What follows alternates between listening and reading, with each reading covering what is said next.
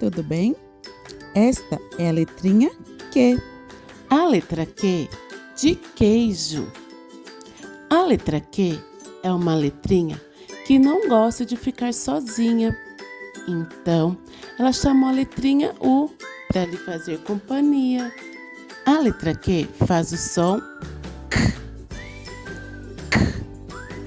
A letra Q pode se juntar com as vogais A, E, I e O. Agora vamos ver o traçado da letrinha Q. A letra Q é uma voltinha e um risquinho embaixo. O som da letrinha Q com o som da letrinha A faz o som quá.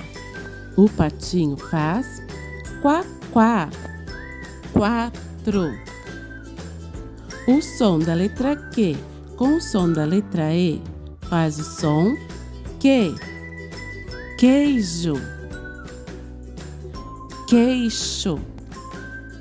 O som da letrinha Q com o som da letrinha I faz o som QI.